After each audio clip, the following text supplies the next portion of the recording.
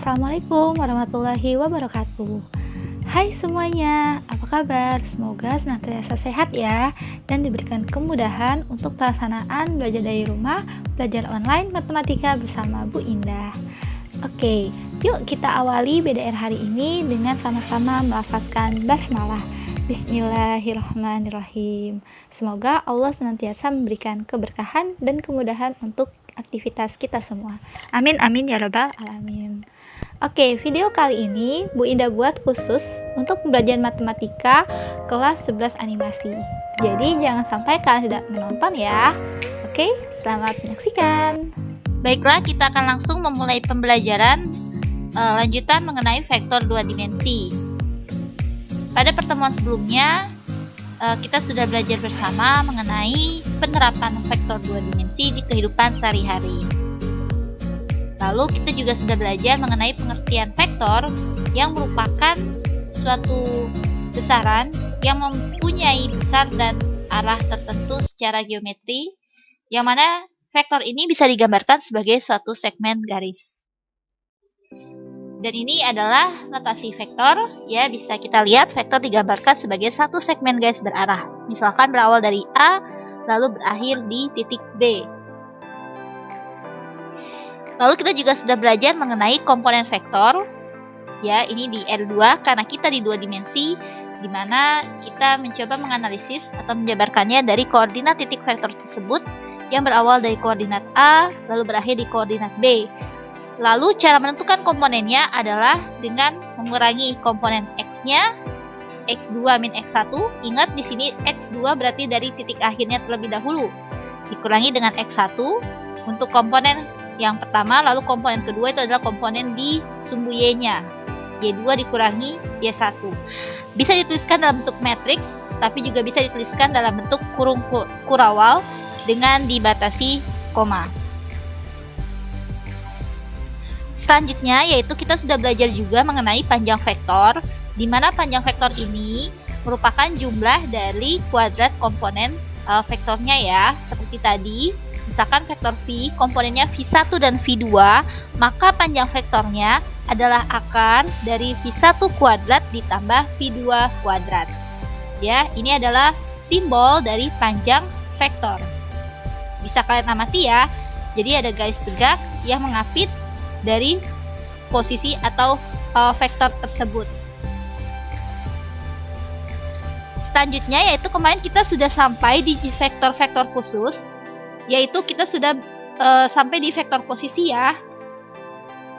Vektor posisi yaitu suatu vektor yang berawal di titik O atau 00 dan di titik ujung satu titik atau titik A.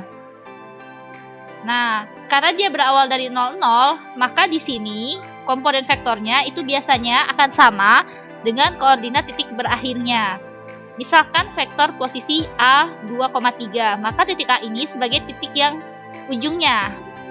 Sehingga komponennya 23 dituliskan dalam bentuk matriks atau dituliskan dalam bentuk kurung siku. Begitu juga untuk contoh yang B, di mana vektor B komponennya 1 min 4 bisa dituliskan dalam bentuk matriks seperti ini atau dalam bentuk kurung siku. Oke. Minggu sebelumnya Bu Indah belum menjelaskan mengenai vektor 0 dan sekarang kita akan membahasnya. Jadi tolong diperhatikan ya. Vektor 0 merupakan vektor yang panjangnya 0. Dinotasikan dengan O, ya di sini diberi tanda segmen garis di atasnya atau dalam bentuk O huruf yang dituliskan secara tebal. Komponen vektor 0 ya, yaitu ini.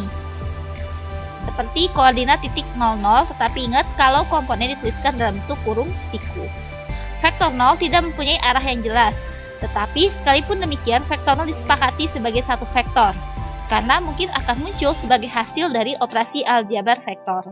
Nah, operasi aljabar vektor ini akan kita pelajari lebih lanjut di bagian operasi penjumlahan vektor. Berikutnya yaitu vektor satuan. Vektor satuan ini secara sederhananya bisa kalian pahami pada formula yang Bu Indah tuliskan ini. Ya, di mana ini merupakan hasil bagi dari vektor tersebut dengan panjang vektor. Atau bisa kita jabarkan 1 per panjang vektor dikalikan dengan komponen vektor tersebut. Contohnya, disajikan vektor A dengan komponennya 3, 4. Maka cara mencari vektor satuannya, ya, itu adalah dengan membagi vektornya per panjang vektor. Bisa kita jabarkan 1 per panjang vektor, 1 per akar dari komponen pertama 3 kuadrat ditambahkan dengan 4 kuadrat. Lalu dikalikan dengan komponen vektor tersebut. 1/5 ini ya kita dapatkan dari 1 per.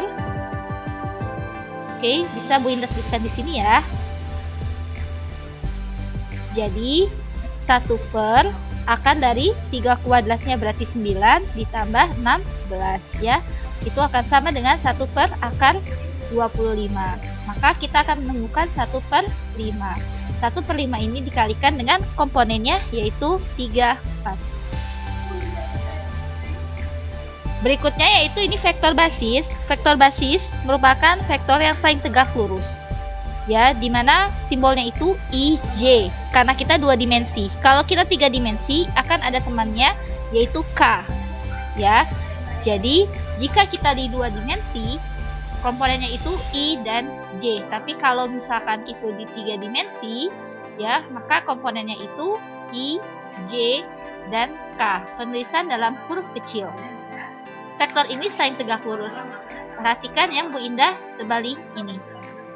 Nah, ini ada vektor I, di mana dia berarah di sumbu X, panjangnya itu adalah 1, ya, tegak lurus dengan vektor J yang ada di sumbu Y. Ya, ini adalah vektor basis. Oke, jadi itu terkait dengan jenis-jenis vektor khusus, dan sekarang kita akan membahas operasi pada vektor. Bagian yang pertama yaitu penjumlahan secara geometri. Oke, jadi di sini Bu Indah akan jabarkan langsung. Pada contoh yang pertama, penjumlahan secara geometri itu ada yang namanya metode segitiga, ya. Metode segitiga. Contoh, Bu Indah mempunyai satu vektor A yang arahnya sebagaimana bisa kalian lihat ya di layar. Lalu ada vektor B, ya, ini dia arahnya berbeda. Maka bagaimanakah kita memperoleh hasil penjumlahannya dengan metode segitiga? Caranya itu adalah dengan menghubungkan posisi awal vektor A.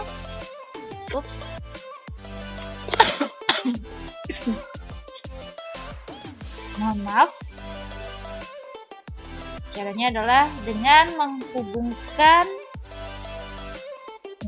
vektor A ya ke arah sana. Lalu vektor A ini kita sambungkan dengan vektor B, ya, kita tempeli dari awalnya B di ujung A. Oke, berarti dia ke arah bawah ya. Nah, ini adalah vektor B. Oke. Maaf, biar lebih sempurna.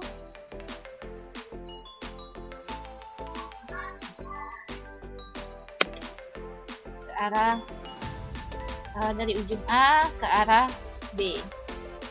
Nah, ini ya. Maka nanti hasil penjumlahannya kita tarik dari posisi awal bikin, yaitu tadi dari A, kita hubungkan dia ke ujung yang terakhir banget tadi, di mana? Di ujung B. Ya, maka garis inilah, vektor inilah ya yang menjadi hasil dari penjumlahan vektor A ditambah vektor B. Ini adalah metode segitiga. Prinsipnya hubungkan ujung dengan awal, jadi berkesinambungan. Metode yang kedua yaitu adalah metode jajar genjang. Ya, jadi sebenarnya penamaan ini ya mirip seperti dengan bentuk geometri akhirnya. Ya, di sini kan segitiga, karena in the end kita menemukan segitiga. Kalau metode jajar genjang, ya, sebagai contoh saya menggunakan dua vektor yang ini ya. Perbedaannya apa? Perbedaannya itu adalah di sini A, ya, saya hubungkan ke B. Cuma saya tidak menarik dari ujung A, tapi saya menarik dari awal A. Nah, ya. Sehingga nanti di sini akan ada perpotongan. Nah, perpotongan inilah yang akan saya tarik. Nah, dari sinilah hasil dari penjumlahan A tambah B. Jajar genjangnya di sini bisa kita peroleh dengan menarik garis putus-putus. Ini adalah metode jajar genjang. Jadi perbedaannya, kita menempatkan vektor berikutnya tidak di ujung vektor sebelumnya, tetapi kita menempatkan di titik awal vektor sebelumnya. Metode berikutnya, yang mana ini adalah metode yang terakhir, ya, Bu Indah buat segmen garis pemisah, yaitu adalah metode poligon. Nah, metode poligon ini adalah yang paling gampang, di mana kita hanya perlu sambung menyambung, dan biasanya vektor ini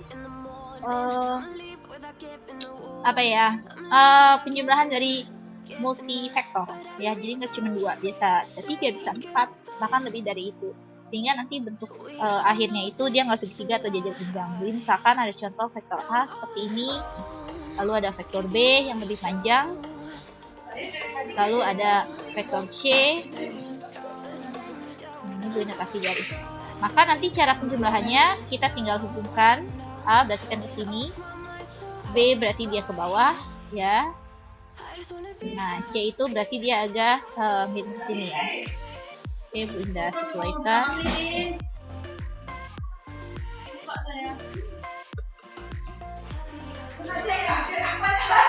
Oke, Bu Indah kasih di sini. Nah, maka nanti di sini hasil akhirnya itu adalah kita hubungkan. Dari A kita hubungkan ke si C ujungnya. Ya. A tambah B tambah C. Atau di sini bisa Bu Indah kasih contoh lain, ya, supaya bentuk grafisnya itu lebih menarik. Ya, ini adalah contoh yang ketiga. Jadi misalkan ada vektor A, lalu ada vektor B,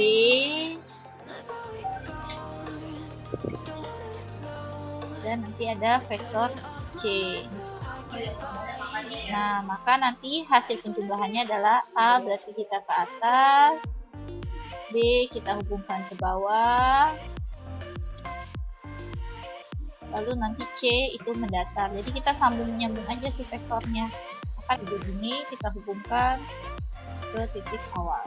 Nah, ini adalah hasil dari penjumlahan A tambah B tambah C.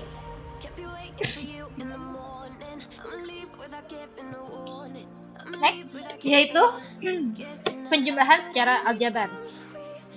Nah, kenapa harus dituliskan secara aljabar? Karena itu adalah metode yang lebih simple, ya, khususnya buat kalian yang nggak suka gambar-gambar atau geometri, tapi karena kalian anak animasi, kalian lebih suka ya yang menggambar. Tapi kita juga harus tetap belajar, ya, jika dituliskan dalam bentuk aljabar. Oke, Bu Indah akan kasih contoh langsung, ya. Misalkan, contoh yang pertama, diketahui ada vektor A. Nah, ini dia mempunyai komponen 16. Ingat, kalau Bu Indah tulis kurung siku, itu berarti adalah komponen. Lalu ada vektor B, di mana dia memiliki komponen 73. Penjumlahannya itu adalah sederhana. Ketika dia meminta vektor A ditambah vektor B, maka kita tinggal menjumlahkan vektor yang bersesuaian. Maksudnya apa yang bersesuaian? Satu ini, dia sesuainya dengan posisi mana di B? 7 kan? Berarti kita tinggal jumlahkan. Sehingga kita bisa memperoleh akhirnya yaitu 8,9. Nah, ini adalah hasil dari penjumlahannya. Wow, gampang ya, Bu? Iya, memang lebih gampang untuk penjumlahan secara aljabar. Lalu kita juga bisa, ya, misalkan contoh berikutnya di sini. Ini agak lumayan ada konsep yang harus kalian perhatikan. Ya, jadi diketahui ada koordinat titik A, B, dan titik C. Oke. Nah, pertanyaannya, berapakah hasil dari penjumlahan vektor AB ditambah vektor AC? So, cara menjawab pertanyaan ini adalah kalian harus menentukan dulu komponen dari vektor AB dan kalian harus menemukan terlebih dahulu komponen dari vektor AC. Lalu ingat ya, ini jika penulisannya berupa ya kurung biasa seperti ini, itu berarti bukan komponen. Jadi kalian nggak bisa langsung menjumlahkan, tapi kalian harus mencari si komponennya terlebih dahulu. Jadi ini semua ya, ini adalah koordinat. Perhatikan cara penulisannya. Ini benar-benar Bu Indah warning banget, karena kadang tuh siswa suka salah. Koordinat dikiranya udah komponen, padahal itu belum. Jadi kita harus mencari dulu nih komponen AB. Bagaimana cara mencari komponen AB? Lihat, ujungnya A apa B? B. Maka berarti kita lihat dari posisi B dikurangi dengan posisi A. Di sini Bu Indah akan tuliskan dalam bentuk metrik. Vektor AB ujungnya di B. Berarti kita bergerak dari X yang di B, yaitu min 4. Berarti dia dikurangi dengan 1. Lalu yang Y-nya 5 dikurangi dengan 2. Ya, ini adalah komponen dari vektor AB. Maka nanti kita bisa peroleh utang 4, utang 1 lagi, jadi utang 5. 5 kurang 2, 3. Lalu berikutnya yaitu komponen vektor AC. Ujungnya berarti di C, ya. Maka berarti X di C dikurangi dengan X di A. 11 dikurangi 1. Lalu Y-nya min 4 dikurangi 2. Maka nanti kita peroleh komponennya yaitu 10, ya. Utang 4, utang 2, jadi utang 6. Oke, kita sudah ketemu nih komponennya. Maka berarti AB tambah AC sama dengan min 5, 3 ya, ini ditambah dengan 10 min 6. Sehingga hasilnya 5 dan min 3. Sekarang kita akan membahas pengurangan vektor secara aljabar. Jadi di sini ya, Bu Indah akan memberikan satu contoh soal ya, diketahui vektor A ya dengan komponen 5,4, lalu ada vektor B dengan komponen 3,1. Nah, maka jika ditanya berapakah hasil vektor A dikurangi vektor B, maka ini cara menjawabnya seperti penjumlahan, kita tinggal kurangi saja komponen yang bersesuaian. 5 berarti di sini dikurangi dengan 3. Lalu 4 dikurangi dengan 1. Maka kita akan peroleh hasilnya 2,3. Ya, jadi masih sesimpel dengan penjumlahan vektor secara aljabar. Oke, contoh berikutnya misalkan diketahui ya vektor A di sini akan Bu Indah tulis dengan model metrik. Basic pengerjaannya tetapi sama saja ya. Dan ada vektor B dengan komponennya 71. Ya, maka jika di sini ditanya ya, berapakah hasil vektor A dikurangi dengan vektor B? Ya, maka cara menjawabnya berarti 3 di sini dikurangi dengan 7 karena itu adalah komponen yang bersesuaian. Lalu 6 dikurangi 1. Sehingga kita akan peroleh komponennya min 4 dan 5. Selesai. Ya, jadi bisa dituliskan dalam bentuk kurung siku, bisa dituliskan dalam bentuk vektor. Berikutnya yaitu perkalian vektor dengan skalar. Nah, mungkin kalian bertanya ya, skalar itu apa sih? Jadi, di dalam matematika, skalar ini adalah satu besaran atau pengali ya. Biasa dituliskan dalam bentuk bilangan bulat positif. Gitu. Jadi, misalkan dia dikalikan 3 kalinya dari A. Nah, maka si 3 ini adalah sebagai skalarnya, karena dia mengalikan si A menjadi 3 kali lipatnya. Gitu. Jadi 3 ini sebagai skalar. Oke, Linda akan kasih contoh. Misalkan diketahui vektor V, ini V kecil, dengan komponen 32. Lalu, ada pertanyaan. Berapakah ya nilai dari 3V? Nah, ini kan berarti vektor V-nya dikalikan sebesar 3 ya. Atau vektor V ini dia dibuat 3 kali lipat, berarti skalarnya 3. Maka cara mengerjakannya yaitu tinggal 3 dikali dengan komponen V. Apa komponen V? 3, 2. Maka nanti kita bisa dapatkan dengan cara mengalihkan satu-satu sehingga hasilnya 9, 6. Oke, selesai. Oke, ini sekarang Bu Indah mau coba yang ada pecahan ya. Misalkan masih dengan menggunakan vektor V yang sama, ya dengan komponennya 32, berapakah hasil dari sepertiga V? Nah, ini kan berarti sepertiganya ini adalah skalar ya. Jadi skalar, dia bisa juga berupa pecahan ya, atau pecahan. Jadi dia tidak selalu bilangan bulat positif. Dia bisa menjadi lebih kecil dengan cara bentuk pecahan gitu ya. Maka di sini berarti sepertiga dikalikan dengan komponennya. Maka nanti kita akan menghitungnya sepertiga dikalikan 3, bawahnya sepertiga dikalikan 2. Sepertiga kalikan 3 ini sama, bisa dicoret sehingga hasilnya 1. Sepertiga kalikan 2, ingat mengalihkan pecahan ya, atasnya dikalikan ke atasnya sini. 2 kali 1, 2. Bawahnya pernya tetap. Selesai. Jadi itulah dia perkalian vektor dengan skalar. Oke, ini adalah step yang terakhir, yaitu perkalian skalar 2 vektor. Jadi di sini atau biasa ya, di sini akan Bu Indah berikan highlight catatan dulu bahwasanya perkalian skalar 2 vektor itu sering disebut juga ya, nama lainnya itu sebagai hasil kali dot. Ya, hasil kali dot. Nah, mungkin kalian bertanya, Bu, kok hasil kali dot?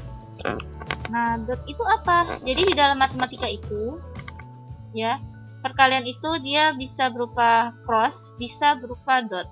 Nah, ini. Jadi dia kayak dikalikan, cuma dikalikan dalam bentuk dot. Simbolnya itu dot, itu titik ya. Nah, tapi ini adalah perkaliannya gitu. A dot B itu seperti A dikalikan B, tapi perkaliannya itu jenisnya dot. Jadi ada perkalian dalam bentuk dot, ada perkalian dalam bentuk cross ya. Nah, ini dalam aljabar linier, jadi bentuk perkalian itu bisa dalam bentuk dot dan dalam bentuk cross. Nah, di sini di vektor itu dibedakan karena dua cara ini berbeda ya. Di sini kita baru bahas yang dot. Ya, jadi ini nanti cara bacanya A dot B. Oke. Nah, A dot B itu dia punya formula tersendiri. Ya, dimana hasilnya itu adalah, nah ini, apa ini dibacanya? Panjang vektor. Panjang vektor A dikalikan dengan panjang vektor B dikalikan dengan cos dari alfa. Wow, cos dari alfa pasti kalian ini teringat ke trigonometri. Nah, alfanya ini sendiri apa? Oke, jadi ini yang harus kalian perhatikan, bahwasanya formula A dot B ini dia itu tergantung dengan sudut yang dibentuk dari dua vektor tersebut. Ya, jadi di sini saya visualkan ada vektor A dan vektor B. Nah, kedua vektor ini bisa dicari hasil kali dotnya jika posisi dari vektor A dan posisi dari vektor B itu mereka saling berimpit dan membentuk satu sudut. Katakan ini adalah sudutnya alfa. Ya, besar sudutnya itu misalkan alfa. alfa ya. Jadi perkalian skala dua vektor ini itu bisa dibuat jika dua vektor ini saling berimpit membentuk sudut sebesar alfa. Dan nanti hasilnya akan kita peroleh A dot B itu hasilnya panjang A dikalikan panjang B dikalikan dengan cos dari besar sudut yang dibentuk. Next, kita ke contoh.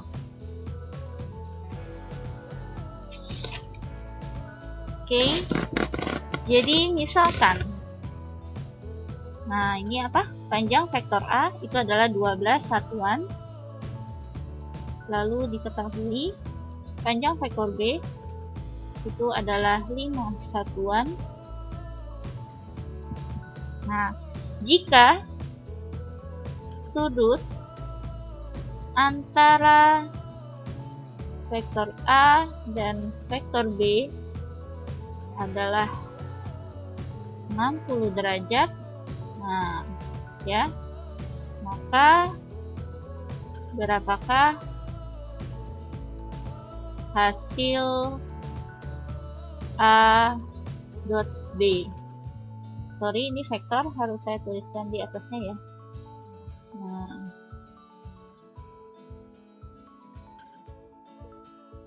maka cara menjawabnya ya itu sama, kita tinggal gunakan formula yang ini ya.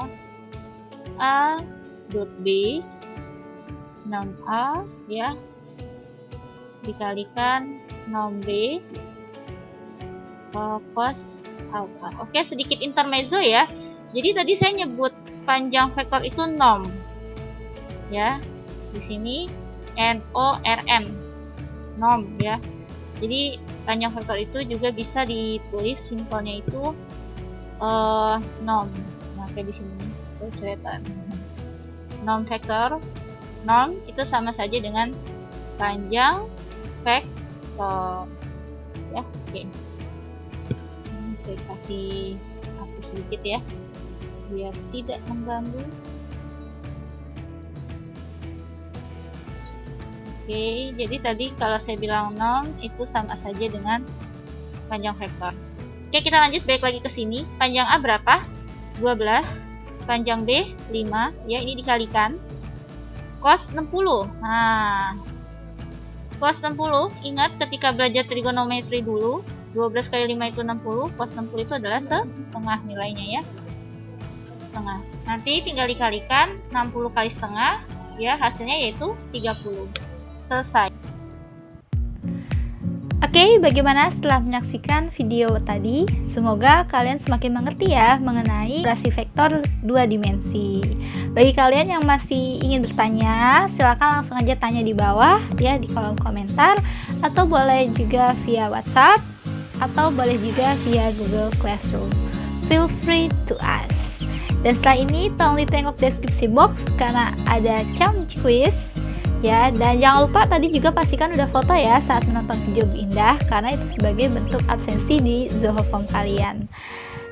Dan yang terakhir ya, Bu Indah tidak lupa insya Allah untuk pembahasan vektor ini masih akan kita kuliti lagi di pertemuan selanjutnya. Jadi tetap semangat ya, jangan bolos lagi, jangan sampai nggak ada kabar apapun. Oke, karena kita harus senantiasa menjaga semangat kita, mengikuti alur pembelajaran dari rumah hingga batas waktu yang ditentukan oleh pemerintah. Oke, see you on the next video, see you on the next meeting. Goodbye. Wassalamualaikum.